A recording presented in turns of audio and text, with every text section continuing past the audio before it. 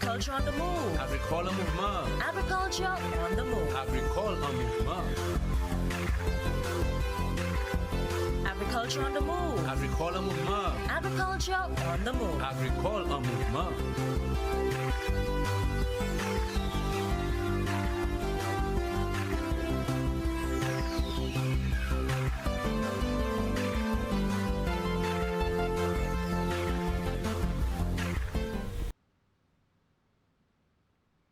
Good day, said Lucia. Welcome to the program, Agriculture on the Move. My name, Philip Sidney, your host. I would like at this juncture to wish every viewer a happy 2025. I'm so happy that I survived 2024. It was a good year for agriculture, and I'm sure it was a good year for the farmers, the fishers, and all consumers of agricultural products. So this year, we are hoping to be a more productive year. I really want to say thank you to the viewers for viewing the program. Those persons who meet me on the streets and didn't know what was happening in the ministry, and they were so surprised to know so many things are happening. I met an elderly gentleman yesterday, and he said, "Makakuto, so now, Bobaga Kafeta agricole." And a little fringy lady from Goaville met me in the supermarket. She said to me, "Oh, say who cares to television? Oh, you know." So I mean, a lot is happening, and of course, the gentleman or my guest today, I know he's very happy. He's the captain of the ship. He has been smiling from the time I met him in the Ministry of Agriculture up to now, and he has a lot more to smile about. And I'm referring to our Honorable Alfred Prosper, the Minister for Agriculture. Welcome to the program, sir. Thank you very much, and I want to take time to say a happy new year, prosperous, healthy, peaceful new year to all our populace, but particularly the farmers of St. Lucia, the fishers, the livestock farmers, and every stakeholder in the agricultural sector. I want to wish every one of you a very productive 2025. We have gone past 2024, and 2025 we've just started. We are hoping that we can continue to do the best we can in the agricultural sector to make our farmers happier, our fishers, and everybody in the sector happier. And this is why I'm very happy to be here today to speak to you, to have a discourse regarding the agricultural sector. But before doing that, I want to take time to thank my PS and all the staff of the Ministry of Agriculture for their hard work in previous years. And I want to wish them a very productive 2025. Looking forward to continue what we've started and to ensure that we work with the farmers to make life better for them and to help move the agricultural sector or take it to the next level where our farmers will continue to be motivated, they will continue to be happy, and they will continue to earn their livelihood within or through the agricultural sector. Definitely. Of course, Mr. Barmafil is here. But take a bow. You've done a good job with us. And Yeah, thank you. Mr. Bradley Sitange, welcome, and I know you'll do a good job. We'll give you the support. Very good. Good. Mr. Minister, we'll start on a little bottleneck, the banana industry. We are at a juncture right now where the Black Segatoka has taken control. Where we at with waiting for that oil, where we at now? I want to say, firstly, it is a very unfortunate situation because it is one that no one expected to happen. Considering for the last 16 years, we have always been on time with getting the oil into St. Lucia within a very short period of time. But up to now, I just cannot understand. It's just unbelievable as to why from the first week of November, we had the oil on the ports in Houston, and to this day it has not arrived. And what I'm being told is shipping issues, problems at the ports. But it really, really hurts to see our farmers having to cut hundreds of the bunches, the fruits in particular, as a result of a disease that we have all the knowledge in terms of how to control it and so on. But just because of that one fungicide that we needed, that caused the industry to suffer immensely. Fortunately for us, we were able to get some oil, 1,500 gallons from St. Vincent. That is what the farmers have received so far. We've been given dates upon dates and dates upon dates, but yet the oil is not there. I am even concerned as to whether to give another date because it continues to give hope. Yes, yes. But at the end of the day, we have to go back to say it did not arrive. All I can say is that I am hoping that the 12 containers of oil will get there as soon as possible to assist the farmers in addressing the disease that is plaguing the banana fields, the plantain fields, and is causing our farmers to not receive the regular income that they anticipated. Considering we had a natural disaster in July, Hurricane Beryl, and they suffered major losses. When they are ready for harvest, production at its highest, that is when this thing occurs. Now I have heard farmers expressing their concerns, and they seem not to be convinced that it was an issue of a delay. But I want to tell them that I have the documents that indicates this order for the oil was made since in September. And the order was available for export the first week of November.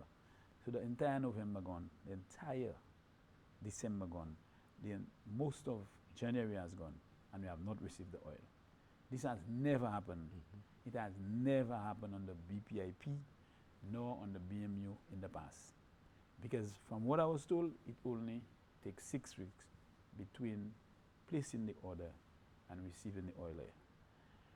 I understand the farmers' concerns. I understand what it means for a farmer to work hard, prepare his field after months of not being able to generate and get an income, only to be experiencing such a situation that one never expected. I want to say to those farmers that I know how they feel. I'm a farmer as well. But we are now in discussions with all the stakeholders in the sector to come up with a formula to provide some form of relief to the farmers. Because I know what their losses would have been.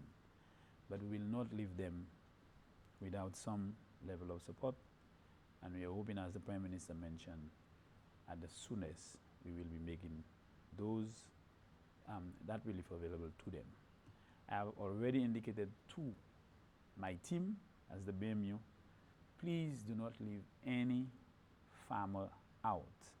There is always a list that comes to us, but after the payments are made, we will get another list that somehow came from the sky. It's like they never existed. And we had that experience when we gave support to the farmers for the boxes. So I'm just hoping that we do not find ourselves in a situation. And what I've done is to ask the BMU to ask all banana farmers to go to the BMU office in Roseau, Hudson to be exact, to register as a farmer if they have not, to go there and check to find out whether their name is on the list, and we will verify, because farmers may think that, I had an abandoned field and I can go and I expect to get. You have to be an active banana farmer. There's a criteria. There's a criteria. So I want them to do that to ensure that the name is on the list. But I want to say further what I want to say again is the farmers, especially the banana farmers, receive quite a lot of assistance under the World Bank program. And that stems from fertilizer. We had 39,000 bags of fertilizer. We had 42,000 bags of lime. We gave them 1,000+ gallons of herbicide. We gave them support in terms of diaphin.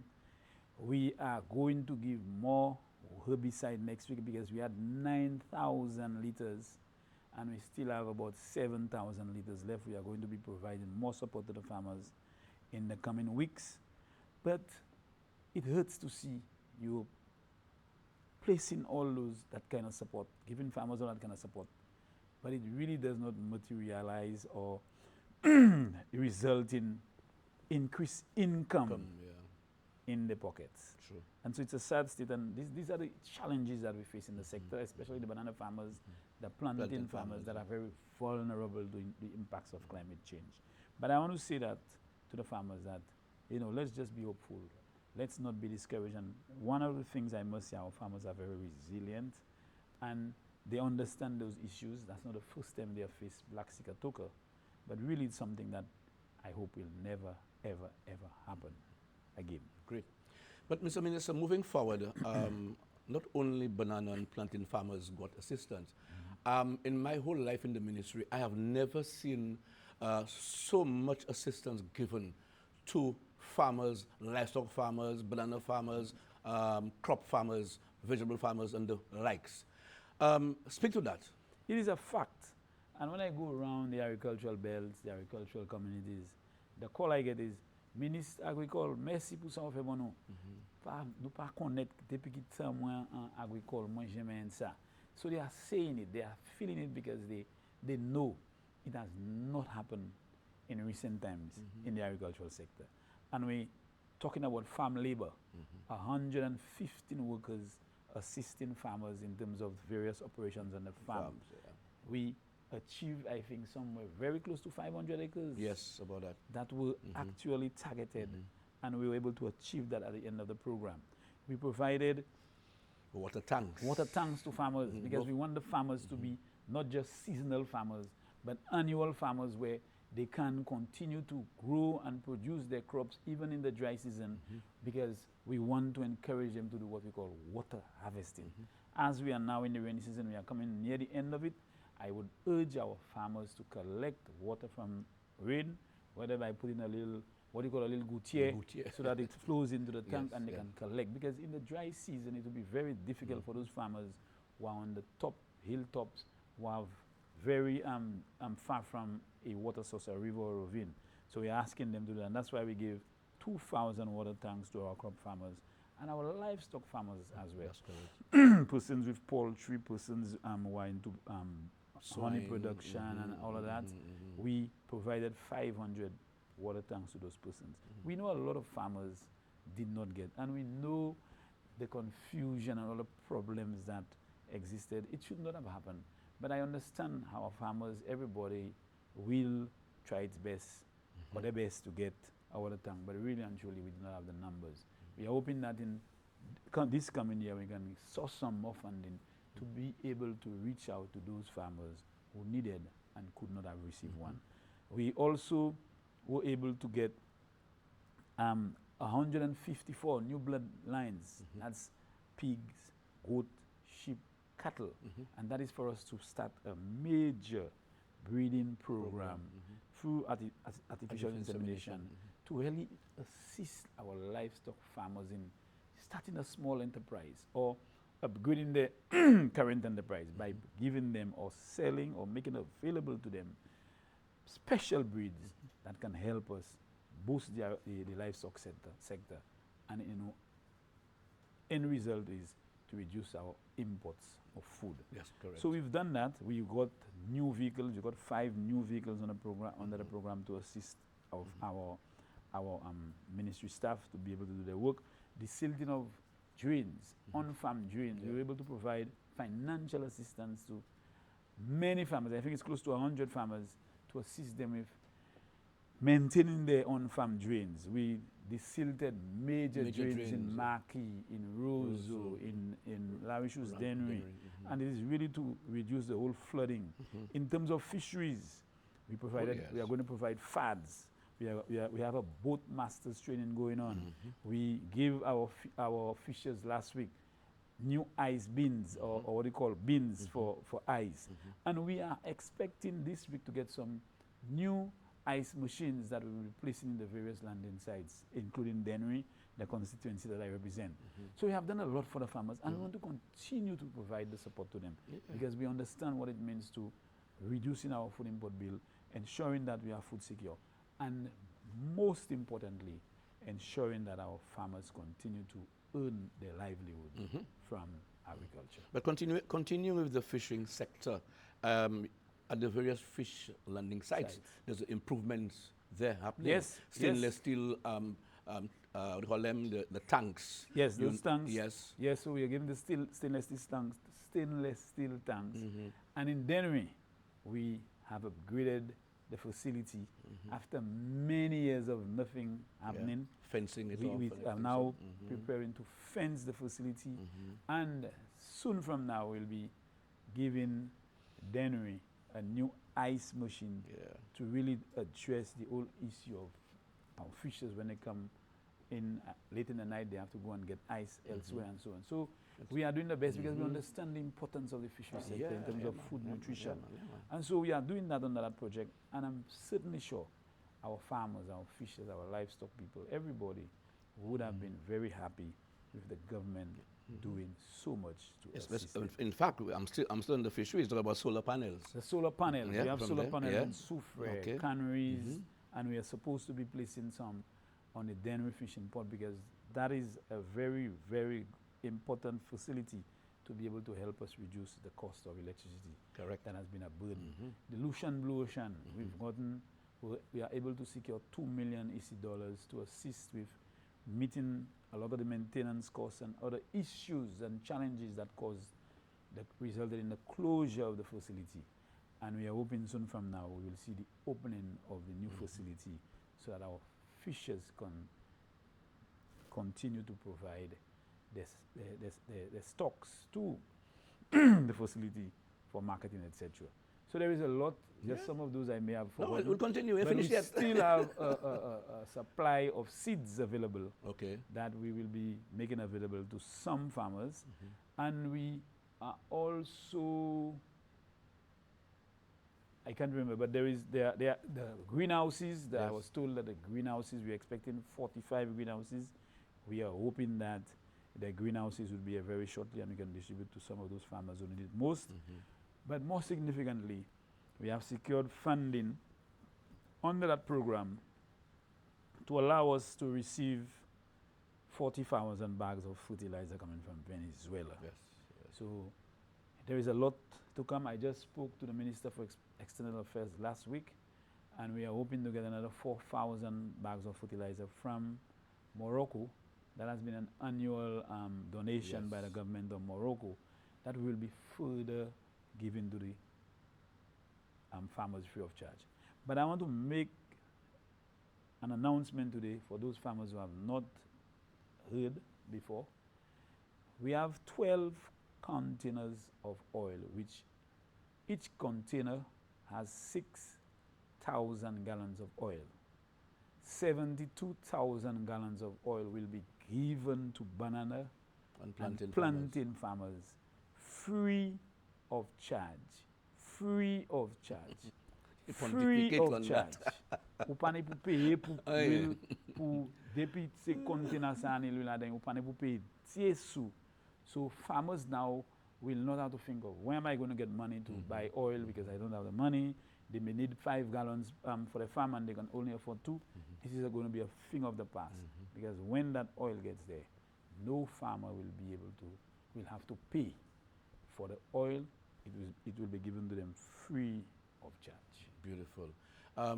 Going back to the fishing sector, don't forget Jeremiah and his jetty. Yes, Jeremiah, and I'm sure Jeremiah is extremely happy. Oh, yes. He has every right to be. Yes, Because the yes, floating yes, jetty was one that Yeah, it I always knew that will not work. Yeah.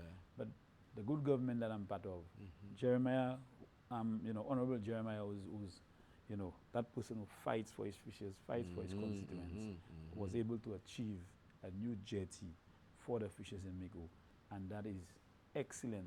And I'm certainly sure the fishers of Miko are extremely happy. Yeah. And I just heard that they'll be doing some work on the Prana jetty pretty soon. Yes, we Because are. We are looking at the Prana jetty to see if we can get some funding to do some work there because we did some repairs on the Savans Bay jetty, and I had a meeting together with the Honorable Jeremiah Nobert with the Prana group, and we are looking at identifying funding to help Prana as well with a jetty. And of course, don't forget Choisey. Swazay, oh yes, the fishing port in Swazel, the Definitely. project They came were to an under end. problems for a while. And I actually drove there last week, and I can tell you from what I saw, my observations are clearly that this problem has been, solved. And I'm very happy for the fishers of Choiseul who had to park their boats outside because of the silt sedimentation build-up at the port entrance. So that is very good news, and I want to take time to thank the government of Japan for providing the funding to make this happen. Definitely. I want to also say that we got new opportunities, new markets for some of our crops. We got markets for plantain, for dashing, and even the green bananas in Canada. That is an indication that there is need for us to produce more, to export, and to help reduce our food import bill. The marketing board received a loan of 1.5 million EC dollars to help meet the needs of the farmers. I know they had some farmers, they had some outstanding funds for, they've paid that. But we are trying to see if we can get marketing board to be able to buy more produce from farmers with an objective of exporting those commodities to the other countries. There is, as we speak, a high demand for cocoa. I'm hearing that some farmers are getting as high as $4 a pound of cocoa wet. And the demand, we cannot meet the demand. But the project, the cocoa project we had recently, we've provided thousands of seedlings to our farmers at a cost of $2 per plant. We are hoping that they can take on that project and be able to treat those plants well. And those farmers who already have plantations of cocoa, how we can assist them in terms of the pruning and the rehabilitation and so on, of those rehabilitation, yes. so that they can maximize on the opportunity. A lot was done under that project too. Yes. A lot of pruning, the control of black pod. That's right. Yeah, a lot is done, and I think that will increase on the production. Just yesterday, I had a meeting with a guy from Africa who is indicating interest in growing cassava in St. Lucia, and he has indicated to me that he can work with us as a government to help us in establishing acres and acres of cassava in St. Lucia. We are hoping to meet with, he's hoping to meet my team, the hierarchy of my ministry, and we can discuss this forward. So as time goes by, we can provide more information to our farmers. And of course, there's this new project as we're getting closer to the end, the tree crop. The tree crop project, which is because you have a lot of problems with the citrus greening. Citrus greening, that is a major issue. So it is something that we are discussing in terms of getting new planting material outside of St. Lucia.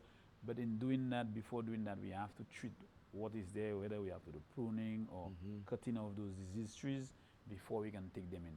I just want to mention that we are now establishing a youth agriculture, an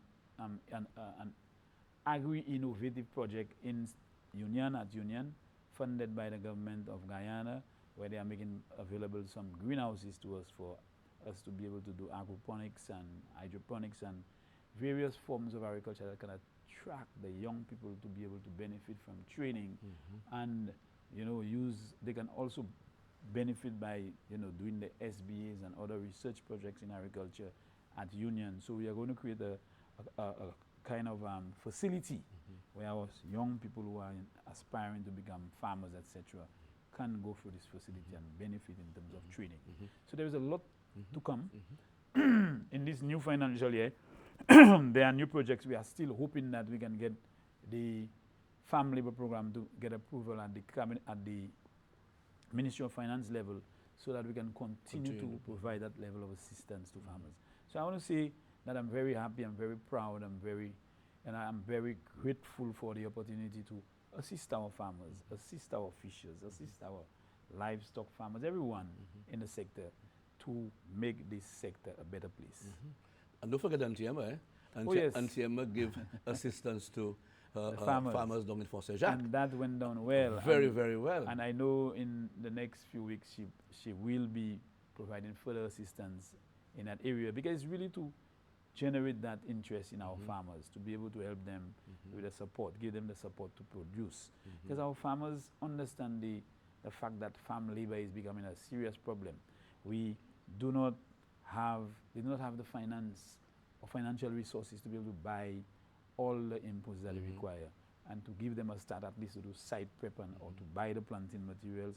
That goes well, and I think the farmers have taken great advantage of that. And don't forget the assistance that you'll give to the fishers as far as burial, hurricane burial in Soufrière.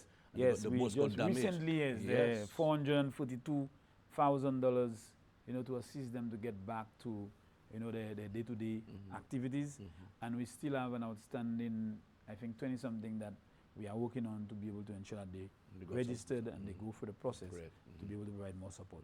But really and truly, we have some funds available from this financial year, ending in March, $600,000 for agricultural insurance. Yes. We are trying our best now to engage and to come up with a mechanism, something that is beneficial, that farmers will agree upon and so on. But we may need some extra funds that, we are hoping that in this new budget 2025-26, that we will get to come up with a mechanism to assist farmers, because if we have to depend on the government every time for support or relief to farmers, there is a time that we may have problems. So setting up an insurance a scheme that can take care of that will mean it is more sustainable, and farmers will have a greater interest in wanting to contribute to a mechanism like this. As we want to end, yes, I want to thank you again for all your support, because every time I came here from 2021, you have been the one interviewing me. I want to thank you, wishing you health and strength. But I want to call on our farmers to tell them that climate change is having a serious impact on the sector, and there are times they would have to face challenges like those, one that we have no control of. But the government that I'm part of, my ministry, my staff, will continue to work with them to give them that level of support that is needed. I know it is not an easy thing for farmers to be spending hours and hours on a daily basis on the farm, but when they are ready to harvest, you have a hurricane or you have a natural disaster, or just what they are experiencing there with the black sigatoka. I know it can be very, very challenging for them, but I want to ask them to just be confident. We will do the best we can to assist them to remain in the sector. Mr. Minister, thank you for being here, and thank you for really, really steering that agricultural ship to where we are today. And I know a lot more will be there. I hope God bless you and give you the strength to continue, and the support you'll get from the minister and the staff. Thank you. I wish you well. Very, very much. You've been watching Agriculture on the Move. Thank you for viewing the program. It's our first program for the year. Continue to view the program and continue to tell us what you would like to hear from us. Agriculture is our business. Eat fresh. St. Lucia's best. I'm Philip Sidney. Goodbye. Thank you, sir. My brother. Agriculture on the move. Agricole mouvement. Agriculture on the move. Agricole mouvement. Agriculture on the move. Agricole mouvement. Agriculture on the move. Agricole mouvement.